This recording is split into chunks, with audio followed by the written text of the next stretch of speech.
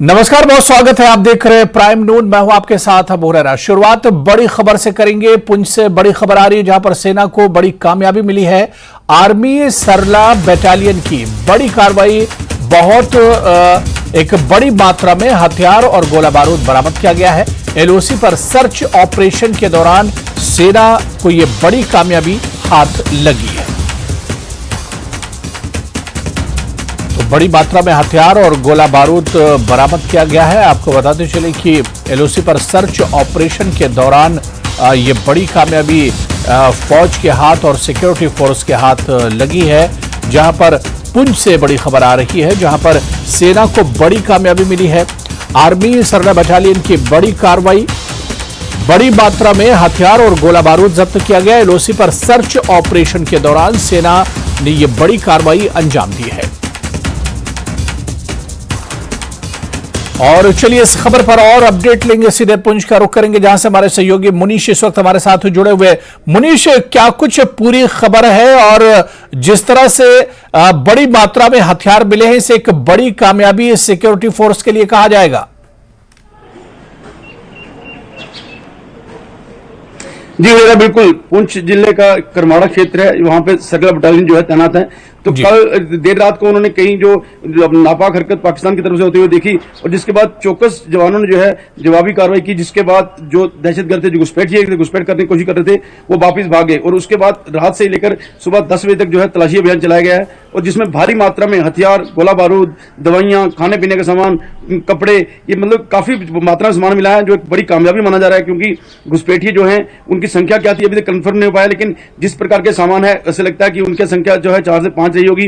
और ये अगर घुसपैठ करने में सफल हो जाते तो आने वाले दिनों में कहीं ना कहीं किसी बड़े हमले को अंजाम दे सकते थे। लेकिन सुरक्षा बल जो है चौकस हैं और लगातार जो है वो एलओसी पर इस तरह की हरकतों को नाकाम बना रहे हैं। अगर बात करें तो 2 हफ्ते पहले की बात है कि जब इसी इलाके में जो है पाकिस्तान की तरफ से जो ड्रग्स और हथियार भेजे जा रहे थे और 3 स्थानीय दहशतगर्द जो हैं उनको जो सेना ने पकड़ा था और उनके पास से आईडी और भारी मात्रा में हथियार और ड्रग्स मिले थे। तो कहीं ना कहीं ये जो नापाक हरकत पाकिस्तान की तरफ से अभी भी लगातार जारी है, जिसको भारतीय सेना नाकाम बना रही है।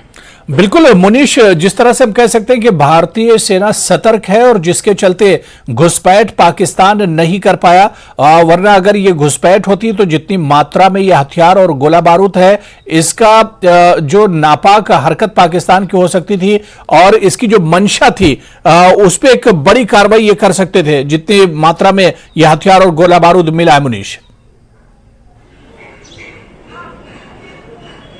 जी बिल्कुल, क्योंकि दहशतगर्दों की कोशिश यही है कि पुंछ राजौरी को डिस्टर्ब किया जाए। क्योंकि पुंछ राजौरी में पिछले अगर 1-1.5 साल से देखेंगे तो कई घटना को अंजाम दे चुके हैं और आगे भी उनकी कोशिश है कि पुंछ राजौरी को जो है वो डिस्टर्ब किया जाए, यहाँ पर जो है दहशतगर्दी फैलाई जाए। लेकिन भारतीय सेना और बाकी सुरक्षा बल जो है वो पूरी तरह चौकस है और पाकिस्तान की हर नापाक हरकत को नाकाम बना रहे हैं। क्योंकि पाकिस्तान की तरफ से इसमें सबसे बड़ा जो चैलेंज है भारत के लिए वो है नार्को टेररिज्म। और नार्को टेररिज्म जो है आप देखेंगे कि कुछ दिन पहले पुंछ शहर से भी जो है 7 लाख रुपए बरामद किया गया, कुछ लोग पकड़े गए। इसी प्रकार एलओसी से 6 लाख पकड़ा गया, ड्रग्स पकड़ी गई, हथियार पकड़े गए। तो कहीं ना कहीं लगातार जो है पाकिस्तान इस तरह की नापाक हरकतों को अंजाम दे रहा है, लेकिन हमारे सुरक्षा बल जो है उसकी हर नापाक हरकत को नाकाम बना रहे हैं। बिल्कुल मुनीश, क्या यह सर्च ऑपरेशन जो एलओसी पर चल रहा था खत्म हो गया या यह सर्च ऑपरेशन अभी भी चल रहा है? इस वक्त क्या कुछ अपडेट मिल रहा है एलओसी से? ऐसा कि सर्च ऑपरेशन मेन जो था, जो रिकवरी के बाद जो है खत्म हो गया, लेकिन पूरे इलाके में जो है अभी भी एम्बुश है, कॉर्डन है, क्योंकि काफी एरिया है और जंगल है, घना एरिया है। एलओसी के आगे का एरिया, पाकिस्तान की चौकियों के सामने का एरिया है, वहां कहीं ना कहीं ये भी खतरा था कि अगर जो है वहां पर सामने से कोई तलाशी अभियान चलाया जाए तो पाकिस्तान की तरफ से भी कई बार गोलीबारी की जाती है। इसलिए सुरक्षा बलों ने जो मेन जो रिकवरी के बाद जो बड़ी तादाद में जो जवान लगाए थे उनको तो हटा दिया है, लेकिन कॉर्डन और सर्च जो है वहां अभी भी जारी है। बिल्कुल मुनीश, जिस तरह से लगातार पिछले दिनों हमने देखा था कि मौसम खराब था और इस मौसम जब खराब होता है या बर्फबारी होती है तो पाकिस्तान या इस तरह से जो घुसपैठिए होते हैं वो दरअंदाजी की कोशिश करने की पूरी कोशिश करते हैं, घुसपैठ करने की उनकी तरफ से पूरी कोशिश की जाती है। जी बिल्कुल, कल की बात करें तो आपने बिल्कुल कहा कि जो मौसम का फायदा उठाते हैं। और कल की बात करें तो कल भी रात जो है 10 बजे के बाद लगातार सुबह तक जो है बिजली चमक रही थी और हल्की हल्की बारिश भी हो रही थी, जिसका शायद उन्होंने कोशिश की होगी कि इसका फायदा उठाएं, लेकिन चौकस जवानों ने उनका फायदा नहीं उठाने दिया बल्कि उनकी हरकत को नाकाम किया है। चलिए, बहुत बहुत शुक्रिया मुनीश हमारे साथ इस खबर पर जुड़ने के लिए, अपडेट करने के लिए। तो पुंछ से बड़ी खबर है, जैसा कि हमारे सहयोगी मुनीश बता रहे थे कि सेना को बड़ी कामयाबी हाथ लगी है। बड़ी मात्रा में हथियार और गोला बारूद जब्त किया गया है। एलओसी पर सर्च ऑपरेशन के दौरान सेना को यह बड़ी कामयाबी हाथ लगी है।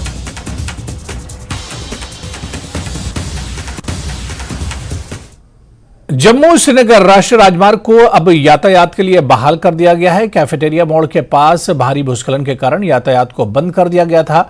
डीसी रामबन के मुताबिक अभी ट्रैफिक धीरे चल रहा है। भूस्खलन की वजह से निर्माणाधीन टनल को काफी नुकसान पहुंचा है। इस टनल का फेज भारी मलबा और पत्थरों की चपेट में आ गया था। हालांकि किसी तरह का कोई जानी और माली नुकसान नहीं हुआ है।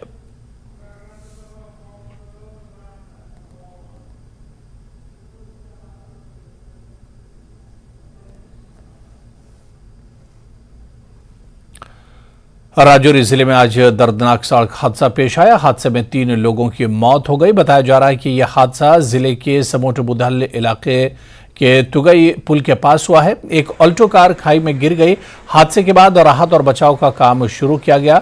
हादसे में 3 लोग घायल भी हुए हैं। घायलों का जीएमसी राजौरी इन्हें रेफर किया गया है।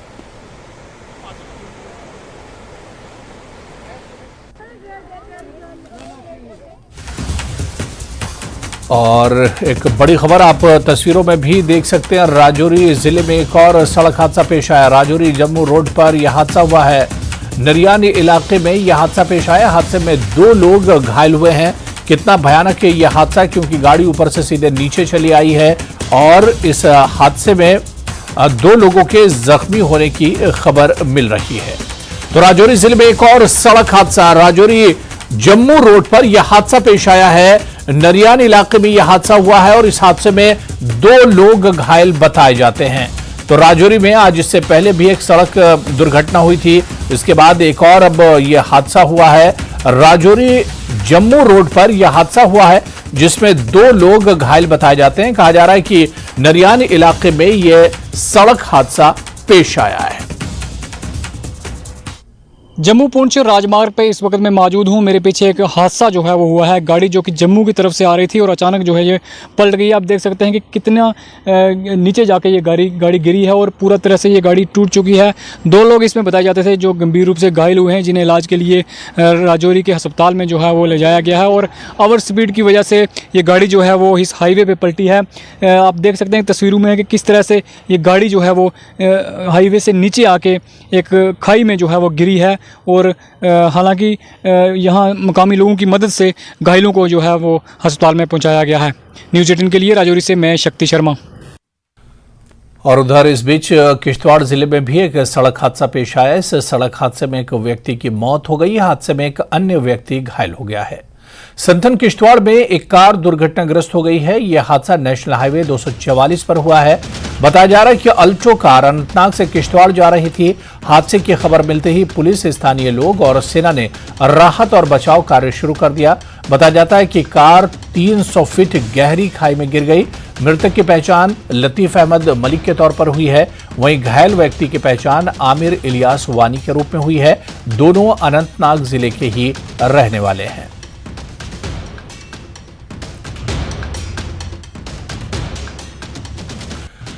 और चलिए, श्रीनगर से इस वक्त बड़ी खबर आ रही, जहां पर यौन उत्पीड़न करने के आरोप में गिरफ्तारी हुई। 13 वर्षीय नाबालिग से यौन उत्पीड़न का आरोप है। 48 वर्षीय मुश्ताक अहमद खान गिरफ्तार हुआ है। पॉक्सो एक्ट में प्राथमिकी चैनपुरा थाने में दर्ज की गई है। तो पॉक्सो एक्ट के तहत मामला दर्ज किया गया है। श्रीनगर से बड़ी खबर है, जहां पर यौन उत्पीड़न करने के आरोप में गिरफ्तारी हुई है। 13 वर्षीय नाबालिग से यौन उत्पीड़न का यह मामला है। 48 वर्षीय मुश्ताक अहमद खान को गिरफ्तार किया गया है और पॉक्सो एक्ट के तहत मामला दर्ज किया गया है।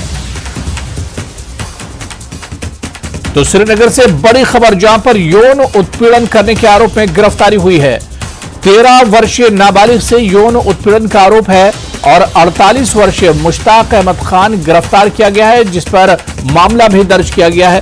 पॉक्सो एक्ट के तहत यह मामला दर्ज किया गया है।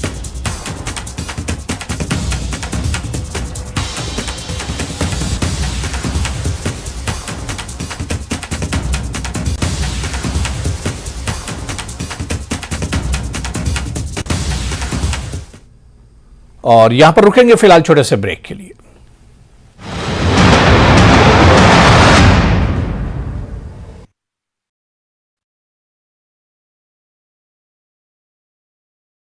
कठुआ में पानी की पाइपलाइन से एक मरा हुआ सांप निकला, लोगों में आक्रोश, लोग गंदा पानी पीने को विवश।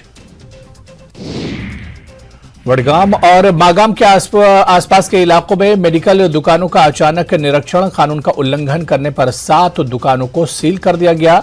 मागाम के drug control officer Peerzada Tasaduq Hussain के नेतृत्व में जांच की गई। टनमर्ग में हाईटेक पॉली ग्रीन हाउस में तरह तरह की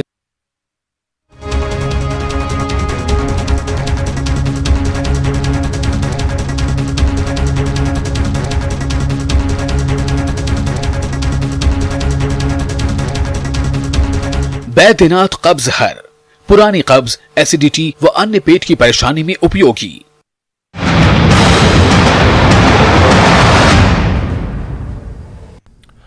ब्रेक के बाद आगे बढ़ेंगे। उधमपुर श्रीनगर बारामूला रेल लिंक परियोजना के अधीन हुए रेलवे के निर्माण कार्य के चलते पानी के स्रोत खत्म होने के बाद लोग रेलवे के खिलाफ प्रदर्शन कर रहे हैं। बक्कल गांव के लोग प्रदर्शन कर रहे हैं। कई सालों से पीने के पानी को लेकर लोग तरस रहे हैं, लेकिन आज तक समस्या का समाधान नहीं हुआ है। वहीं स्थानीय लोग आज रेलवे सुरंग के अंदर प्रदर्शन कर रहे हैं।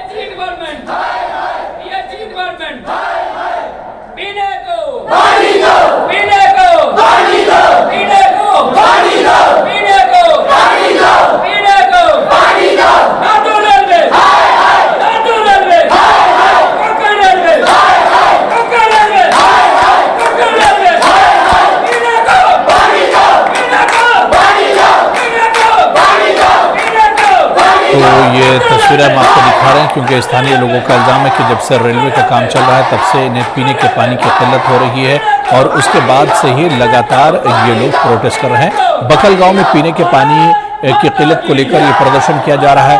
पानी का स्रोत खत्म होने पर लोगों ने रेलवे के खिलाफ प्रदर्शन किया है।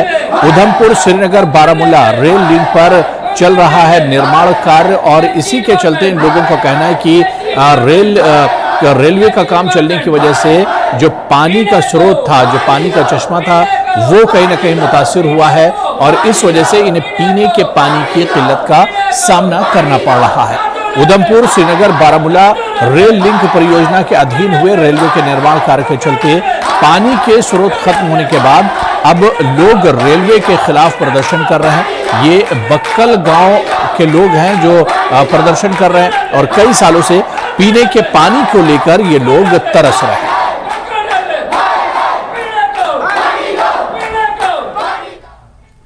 अभी श्री माता वैष्णो देवी जी के दरबार में हुए हादसे के पुराने जख्म भरे भी नहीं थे और अब फिर से इन्हीं जख्मों को ताजा किया जा रहा है।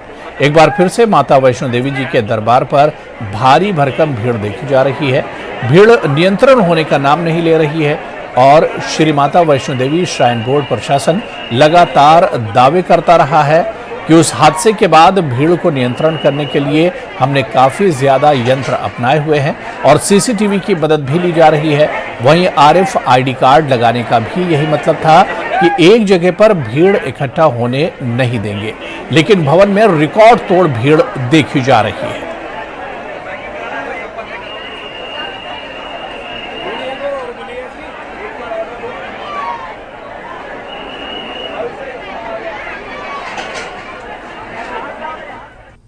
आगे बढ़ेंगे। जम्मू कश्मीर से हज यात्रियों की रवानगी जारी है। जम्मू कश्मीर और लद्दाख के विभिन्न हिस्सों से हज यात्रियों को भेजा जा रहा है। हज यात्रियों के लिए हज हाउस श्रीनगर में सभी जरूरी इंतजाम किए गए हैं।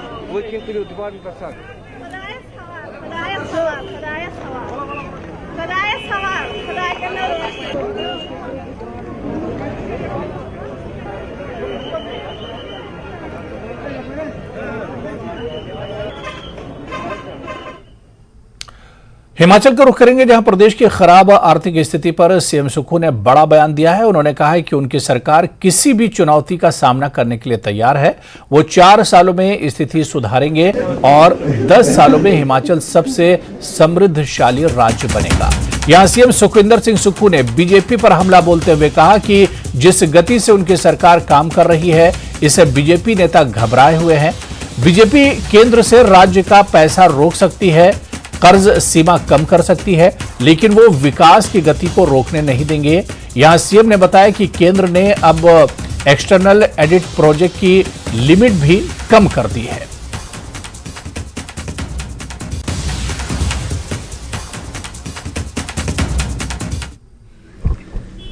किसी भी चुनौती का सामना करने के लिए हमारी सरकार है।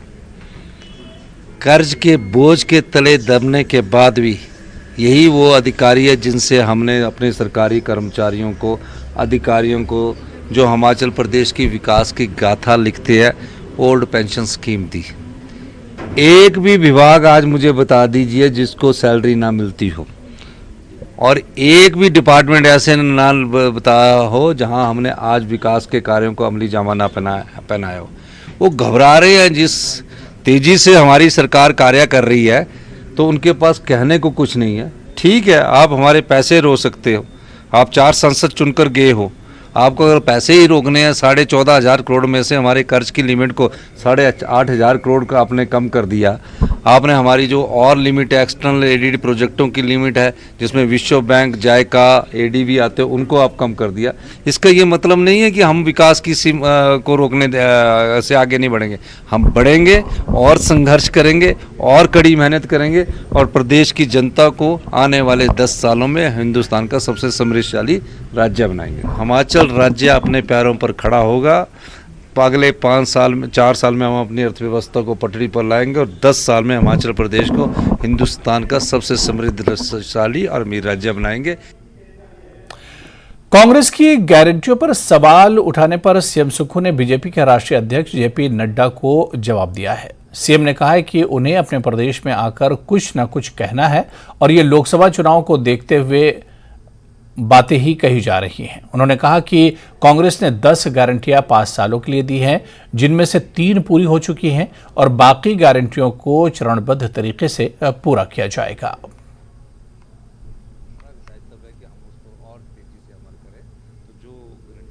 देखिए, नड्डा जी राष्ट्रीय अध्यक्ष है भारतीय जनता पार्टी के। वो उन्हें अपनी बात कहनी पड़ती है अपने राज्य में आकर। मैं उनकी बात पर ज़्यादा टिप्पणी नहीं करना चाहता, लेकिन वो जो बात कह रहे हैं वो हमारा दायित्व है कि हम उस पर और तेज़ी से अमल करें।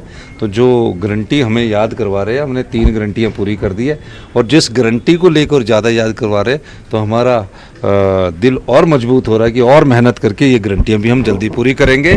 और हमारी सरकार 5 साल के लिए आए है, इसलिए 5 साल में दी थी गारंटियां, तो 5 साल के अंदर हम सारी गारंटियों को पूरा करेंगे।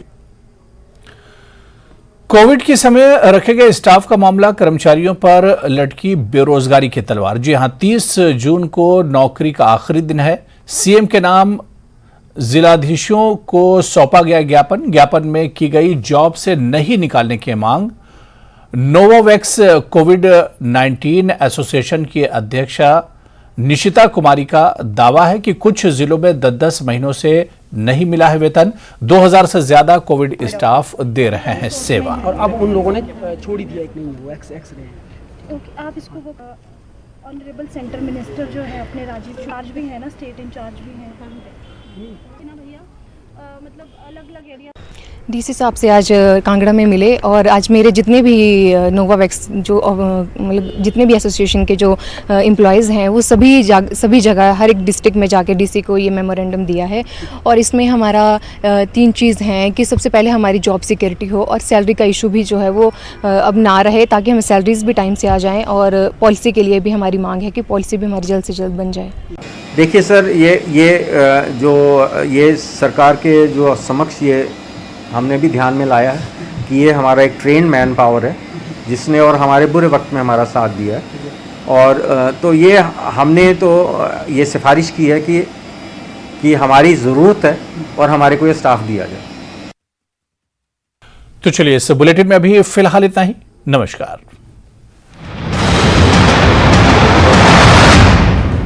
Headlines presented by